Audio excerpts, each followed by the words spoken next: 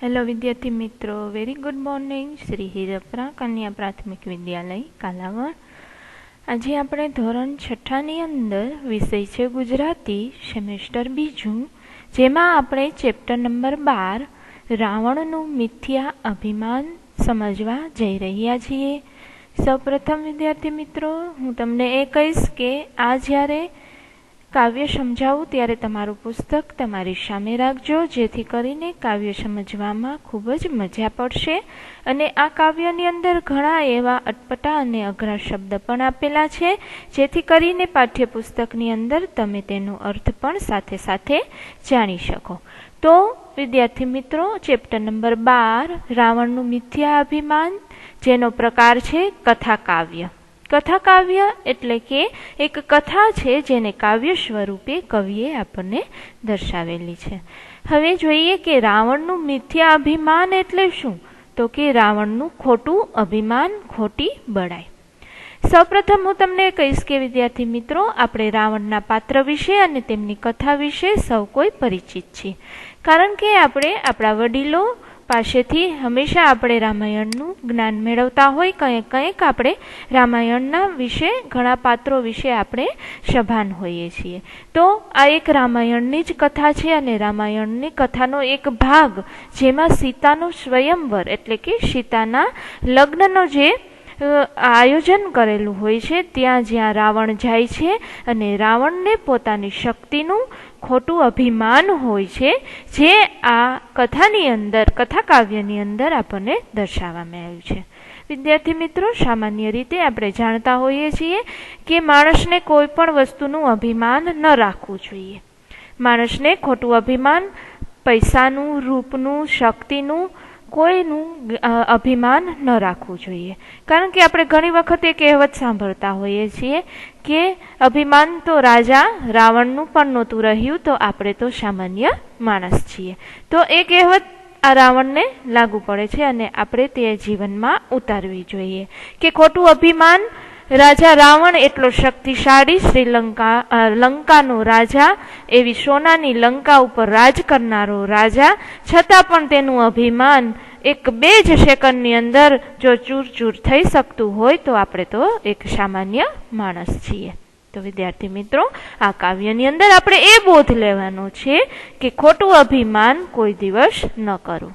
જેમના કવિ છે ગિરધર, જન્મ છે 1787 અને અવસાન છે 1852. સૌપ્રથમ આપણે કવિ વિશે થોડોક પરિચય લઈએ કે કવિ ગિરધર દાસનો જન્મ વડોદરા જિલ્લાના માસર ગામમાં થયેલો. તેમના પિતાજીનું નામ ગણબરદાસ હતું. ગિરધરકૃત રામાયણ અને રાજસૂયજ્ઞ તેમના જાણીતા પુસ્તકો હતા. ગિરધરકૃત એટલે કે કવિએ પોતાના નામ ઉપરથી રામાયણ અને રાજસૂયજ્ઞ એવા જાણીતા પુસ્તકો આપેલા છે. ગિરધર મૌલિક, કલ્પિત અને ઐતિહાસિક કથાનું વિશિષ્ટ રીતે આલેખન પણ કરે છે અને એ રીતે કથા નિરૂપણનો નિરાળો રસ પેદા કરે છે. કથાનું એક સરસ મજાનું કાવ્ય સ્વરૂપે નિરૂપણ કરી અને આપણને સરસ મજાનો રસ અપાવે છે. આ હતી એક કવિ, આપણે ગિરધર કવિનો પરિચય. હવે જોઈએ કે આ કાવ્યની અંદર આપણને શું કહેવા માંગે છે. તો કે સીતાનો જ્યારે સ્વયંવર માટે જનક રાજાએ એટલે કે સીતાના પિતાજીએ દરબારમાં શિવજીએ આપેલું, એટલે કે ભગવાન શિવે આપેલું ત્રંબક નામનું ધનુષ્ય મૂક્યું હતું અને જાહેર કર્યું હતું કે કોઈ રાજા આ ધનુષ્યને ઉપાડી શકશે, તેની સાથે તેમની પુત્રી એટલે કે સીતાના લગ્ન થશે. લંકાનો રાજા રાવણ પણ સીતાના સ્વયંવરની અંદર હાજર હતો, પણ તેને પોતાના બળનું ખૂબ જ અભિમાન હતું, પોતાની શક્તિનું ખૂબ જ અભિમાન હતું. એ રૂવાબભેર ધનુષ્ય પાસે જાય છે અને ધનુષ્ય ઉપડ્યું જ નહીં અને તે ધનુષ્ય તળે એટલે કે ધનુષ્યની નીચે દબાઈ ગયો અને તેની ભારે ફજેતી થઈ. એ પ્રસંગનું કવિએ આ કાવ્યમાં સુંદર વર્ણન કર્યું છે. તો આપણે વિદ્યાર્થી મિત્રો સમજવાની શરૂઆત કરી દઈએ. જોઈએ આપણે અભિમાન કરીને બોલ્યો તે સમયે રાવણ રાજ. એલ્યા જનક તે શું પણ કર્યું છે કહે મુજને આજ. પેલી પંક્તિની સમજૂતી મેળવીએ. અભિમાન કરીને બોલે છે રાવણ. એ સમયે રાવણ અભિમાન કરીને બોલ્યો, એલા જનક આજે તું મને કહે તે શી પ્રતિજ્ઞા લીધી છે. શું કહે છે? જનક રાજાને કહે છે, સીતાના પિતાને કહે છે અભિમાન કરીને રાવણ કે આજે તે શું પ્રતિજ્ઞા લીધી છે. એ સમયે રાજા રાવણ અભિમાન કરીને બોલે છે, અલિયા જનક આજે મને કહે તે શી પ્રતિજ્ઞા લીધી છે. કહે મુજને આજ એટલે મને કહે તે આજે કઈ પ્રતિજ્ઞા લીધી છે. તવ વિદહે ત્રંબક દેખાડ્યું રાવણને તત્કાળ, એ ચાપ ચડાવે તેને કન્યા આરોપે વરમાળ. જવાબ આપે છે જનક રાજા કે ત્યારે તરત જ જનક રાજા જવાબ આપે છે. જનક રાજાનું એક નામ છે કે વિદેહે. વિદેહે એ કે જનક રાજાનું નામ છે. એટલે ત્યારે તરત જ જનક રાજાએ ત્રંબક નામનું ધનુષ્ય દેખાડ્યું અને કહ્યું કે આ ધનુષ્યને ચાપ ચડાવે એટલે કે આ ધનુષ્યને જે ઉપાડશે ઉઠાવશે તેને સીતા એટલે કે કન્યા વરમાળા પહેરાવશે. તરત જ જનક રાજા જવાબ આપે છે. વિદેહે ઈ જનક રાજાનું એક બીજું નામ છે. ત્યારે તરત જ જનક રાજાએ દેખાડ્યું અને રાવણને કહ્યું કે આ ધનુષ્યને ત્રંબક નામનું ધનુષ્ય જે કોઈ ઉઠાવશે તેને કન્યા એટલે કે સીતા વરમાળા પહેરાવશે. આગળ જોઈએ. એવું સાંભળીને અટહાસે હસ્યો રાવણ રાય, કૈલાસ સરખો હલાવ્યો કોણ માત્ર ધનુષ કહેવાય. આવું સાંભળીને, આવું વચન સાંભળીને રાજા રાવણ છે ઈ અટહાસે એટલે કે ખડખડાટ હસ્યો. પછી કહે છે કે કૈલાસ જેવો પર્વત, કૈલાસ સરખો હલાવ્યો એટલે કે કૈલાસ જેવો પર્વત હલાવ્યો છે, હલાવી નાખ્યો છે, તો આ ધનુષ્યની શું વિષાદ. રાવણ હસીને જવાબ આપે છે. જ્યારે જનક રાજા કહે છે ત્યારે એની વાત સાંભળી અને રાવણ રાજા છે ઈ ખડખડાટ હસે છે અને બોલે છે કે કૈલાસ જેવો મેં પર્વત હલાવી નાખ્યો છે, તો આ ધનુષ માત્રની શું વિષાદ એટલે કે એની શું કિંમત છે. આને તો હું પલભારમાં પણ હલાવી શકું. પછી જોઈએ આગળ. મેં અમર બંદી વાન કીધા હું રાવણ બળ્યો સત્ય. મેં અમર બંદી વાન કીધા હું રાવણ બન્યો સત્ય, કંદુકની પેરે ઉછારું મેરુ મંદ્રાચલ પર્વત. શું કે છે કે મેં દેવોને કેદ કર્યા છે, હું રાવણ જ સાચો બળવાન છું. મેં દડાની જેમ મેરુ અને મંદ્રાચલ પર્વતને ઉછાળું છું. શું કહે છે કે મેં દેવોને કેદ કર્યા હતા. રાવણ પોતાની બળાઈનું ખૂબ જ અભિમાન હોય છે એટલે પોતાના બળાઈના વખાણ કરતા કહે છે કે મેં દેવોને કેદ કર્યા છે, હું જ રાવણ સાચો બળવાન છું. મેં કંદુક એટલે કે દડાની માફક મેં મેરુ અને મંદ્રાચલ પર્વતને ઉઠાવી નાખ્યા છે. પર્વતોને હું ઉછાળી નાખું છું. કંદુક એટલે કે દડાની માફક, રમવાનો જે દડો હોય છે તે દડાની માફક હું મેરુ અને મંદ્રાચલ પર્વતને પણ ઉછાળી દઉં છું. પછી જોઈએ. પૃથ્વી ઊંધી કરી નાખવું પલકમાં નિર્ધાર, બ્રહ્માંડ ચાક ચડાવવું તો એ ધનુષના શું ભાર. પાછું કહે છે રાવણ કે હું આંખના પલકારાની અંદર પૃથ્વીને ઊંધી કરી નાખું છું, બ્રહ્માંડને એટલે કે આ દુનિયાને આ જગતને ગોળ ગોળ ફેરવું છું, તો આ ધનુષ્યની તો શું વિસાત છે. પૃથ્વીને આંખના પલકમાં એટલે કે આંખના પલકારામાં હું ઊંધી કરી નાખું છું. આ બ્રહ્માંડને આ જગતને હું ગોળ ગોળ ફેરવી નાખું છું તો આ ધનુષ્યની તો શું વિશાલ. રાવણ હંમેશા પોતાના બળાઈના જ વખાણ કરતો અને અભિમાન કરતો. રાવણનું મિથ્યા અભિમાન એટલે કે રાવણનું ખોટું અભિમાન હતું આ બધું જે આપણને પંક્તિની અંદર દર્શાવે છે. પછી જોઈએ, એમ ઘણા વચન બોલી પછી ઉઠ્યો રાવણ રાય, વસ્ત્રાભૂષણ સંભાળીને ધનુષ ભણી તે જાય. આવી રીતે ઘણા વચનો બોલે છે અને પછી રાવણ છે એ ઊભો થાય છે. ઊભો થઈ અને પોતાના વસ્ત્રો અને ઘરેણા વ્યવસ્થિત કરી અને તે ધનુષ્ય તરફ જાય છે. ધનુષ્ય તરફ આગળ વધે છે. આવા તો ઘણા પોતાના વચનો બોલી અને પછી ખૂબ જ વટથી ઊભો થાય છે. ઊભો થઈ અને પોતાના વસ્ત્ર અને આભૂષણ ને ઘરેણાને સરખા કરી અને ધનુષ્ય તરફ આગળ વધે છે. હવે જોઈએ, ત્યારે સીતાને ચિંતા થઈ જે રાવણ કરશે કામ. પછી જોઈએ આપણે, ત્યારે સીતાને ચિંતા થાય છે કે જો રાવણ આ કામ કરી દેશે પછી સ્તુતિ શિવી ઉમિયા તણી કરતા સતી અભિરામ. સીતાને ચિંતા થવા માંડે છે.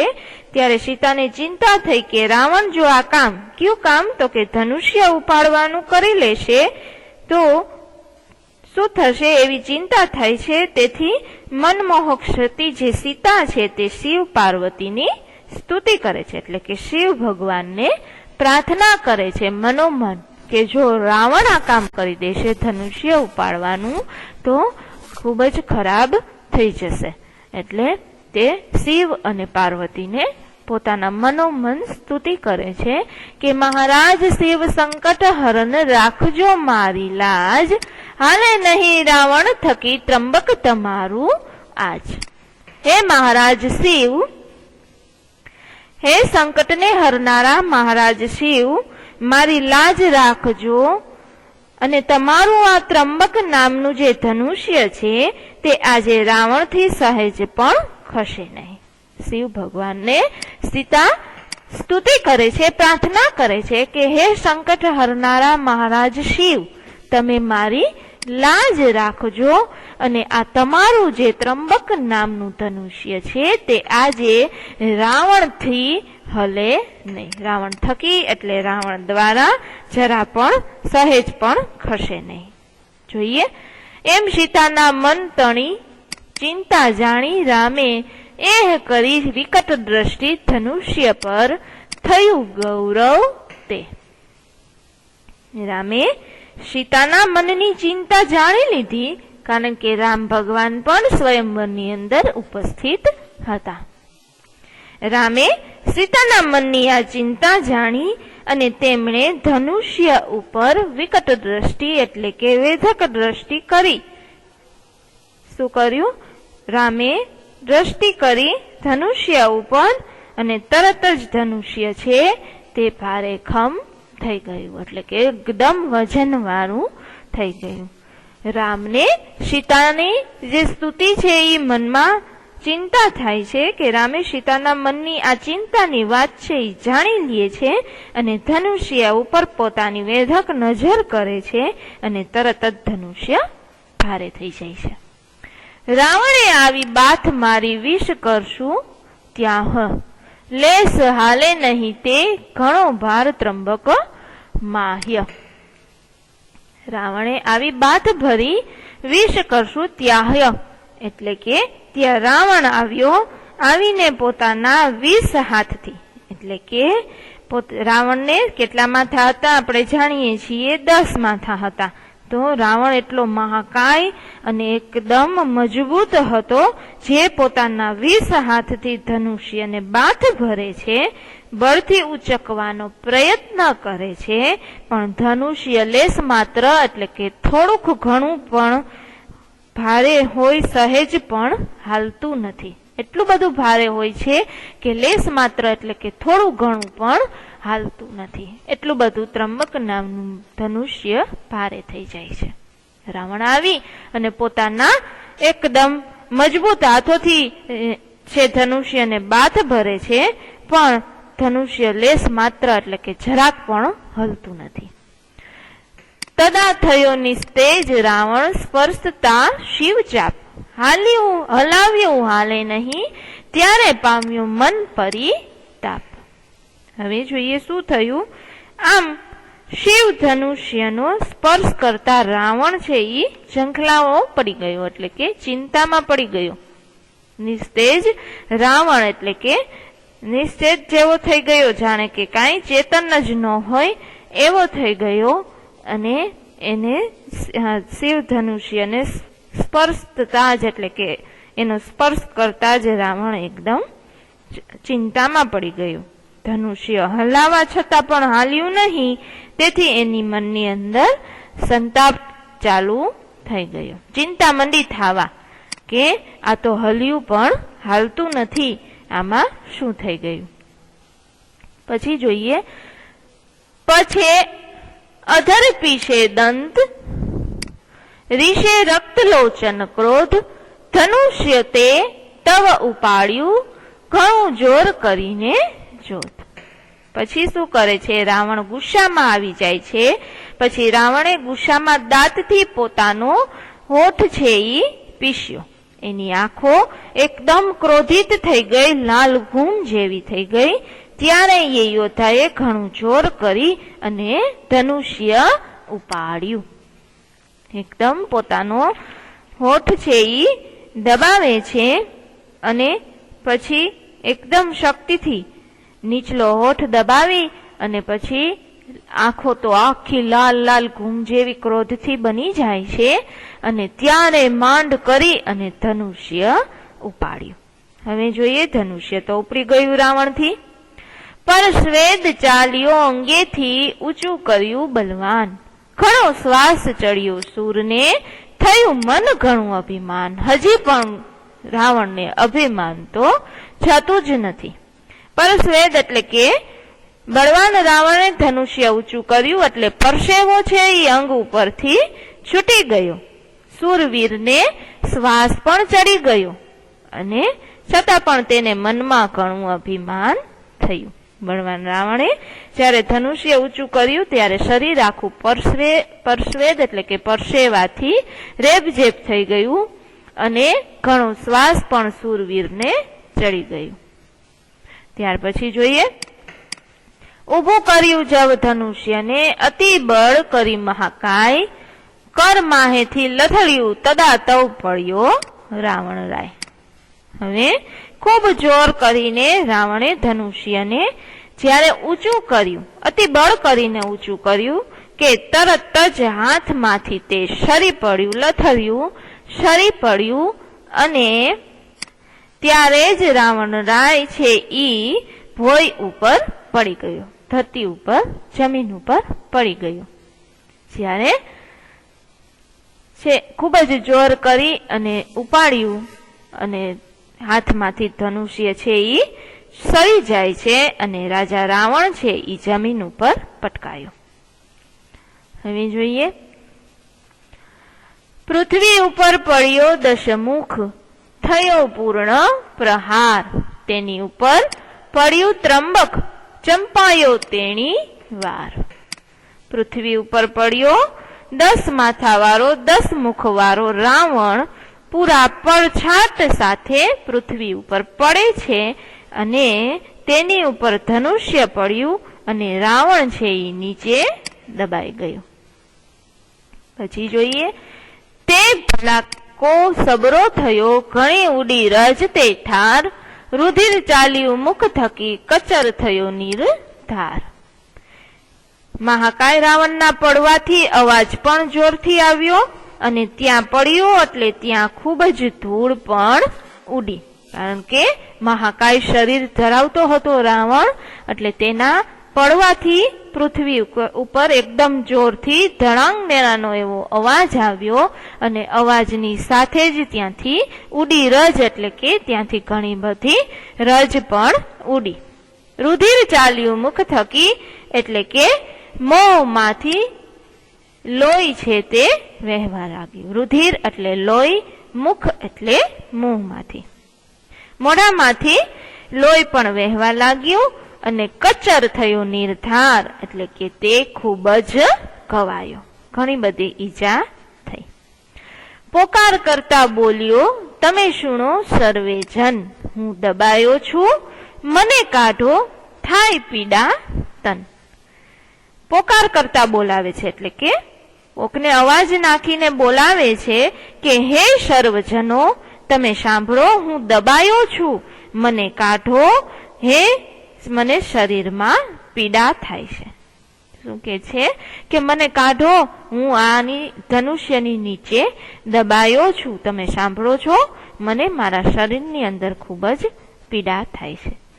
અરે જનક, મુજને કાઢ વહેલો, જશે મારા પ્રાણ, તો કુંભકર્ણ ઇન્દ્રજીત તુજને મારશે નિર્વાણ. જનક રાજાને કહે છે કે એ જનક, મને આ ધનુષ્યની નીચેથી તું જલ્દી કાઢ, નકર મારા પ્રાણ જો જલ્યા જશે તો મારા ભાઈઓ છે જે કુંભકર્ણ ઇન્દ્રજીત તને તારા પ્રાણ લેશે અને મારું વેર વારશે, તારા નગરનો નાશ કરી દેશે અને મારું વેર વારશે. જનક રાજાને કહે છે.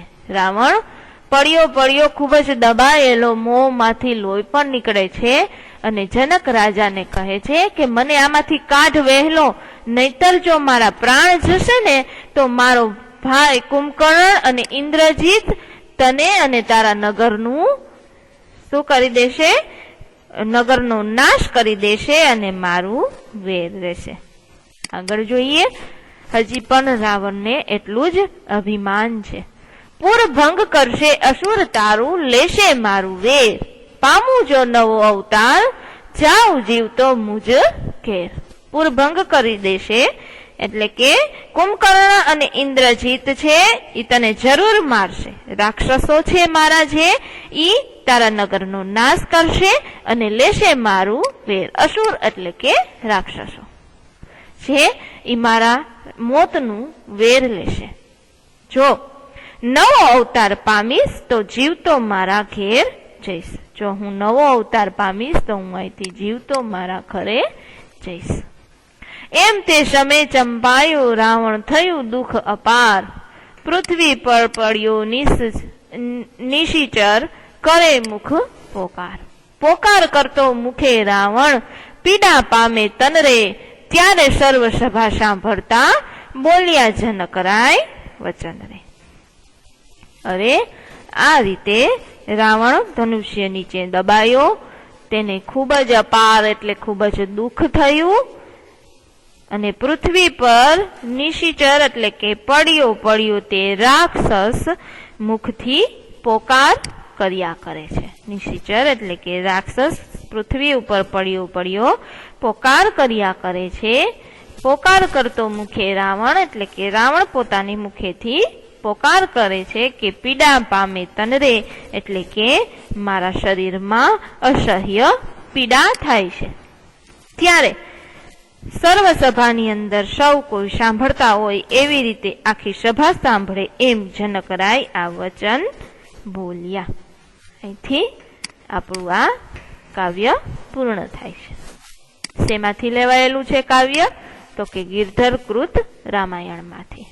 તો વિદ્યાર્થી મિત્રો, આપણે જોયું કે રાવણનું આ ખોટી બળાઈ અને આ ખોટું અભિમાન એક જ પલવારમાં માત્ર ને માત્ર રામની નજર ધનુષ્ય ઉપર પડવાથી ધનુષ્ય એકદમ ભારેખમ થઈ ગયું અને જે રાવણ એટલો શક્તિશાળી હોવા છતાં પણ તેમને ઉઠાવી નથી શકતો. એટલે આ કાવ્યમાંથી આપણને એ જ બોધ મળે કે કોઈ પણ વસ્તુનું કોઈ દિવસ અભિમાન ન કરવું. ત્યાર પછી જોઈ લઈએ કે શબ્દ સમજૂતી છે એ આપણે ગુજરાતીની પાકી બુકની અંદર લખશું, જેથી કરીને અઘરા શબ્દ આપણે સમજી શકીએ. ત્યાર પછી વાર્તા લેખન છે તે આપણે આના પછીના લેક્ચરની અંદર કેવી રીતે વાર્તાનું લેખન કરવું તે આપણે શીખીશું. Thank you.